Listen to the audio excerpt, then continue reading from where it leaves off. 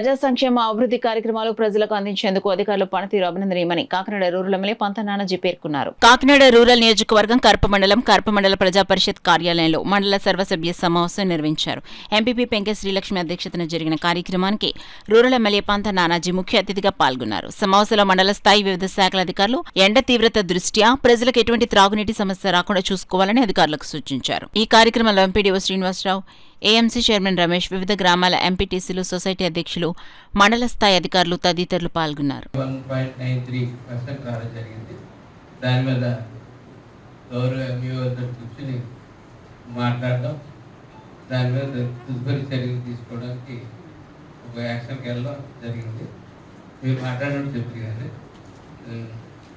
అట్లాగే civil supplies డిపార్ట్మెంట్లో ration distribution ప్రథమంగా నేను చెప్పదలుచుకున్నది ఏంటంటే ఈ విషయంలో దాంట్లో కూడా 77.83 అంటే మిగిలిన 90 అబవ్ వచ్చినటువంటి ఈ పర్టికులర్ 3 డిపార్ట్మెంట్లో ఎట్లా వచ్చాయి.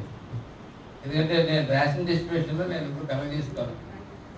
మామూలుగా పార్టీలు మారిన వెంటనే టక డీలర్స్ని మార్చేస్తాను. అంటే ఒక కుటుంబాన్ని పెట్టడానికి ఇంకో కుటుంబం కొట్టడం అన్నది నా పాలసీ పెట్టుకోలేదు. నేను ఇప్పుడు నాకు డబ్బు చేస్తే డబ్బు జరిగితే అక్కడ లోకల్గా పాలిటిక్స్లో ఎంటర్ అయితే మళ్ళీ ఇటువంటి అట్లలో కన్నా వస్తే తప్ప ఆ ఉద్దేశం లేక నేను ఏ రోజు కూడా ఏ ఎంఆర్ఓకి కూడా ఎప్పుడు ఫోన్ చేసి ఫలానా తీసేయండి ఫలానా తీసేయండి అని చెప్పి ఏ రోజు నేను చెప్పడం జరుగుతుంది. కానీ ఇక్కడ ల్యాబ్స్ ఉంది. మనం లాస్ట్ టైం ఇక్కడ మీటింగ్ పెట్టుకుని అందరికీ చెప్పడం జరిగింది. కానీ తిరిగి స్టిల్ ఇంకా నాకు సేమ్ మెసేజ్ ఇచ్చి స్టిల్ అది రెగ్యులరైజ్ అవ్వలేదని చెప్పి 11,100 పెన్షన్లు గాను 4,87,03,000 రూపాయల సొమ్ము లబ్ధిదారులకు ఇవ్వడం జరిగింది. ప్రతి శుక్రవారం Mana Mitra door to door campaign నిర్వహించడం జరుగుతుంది.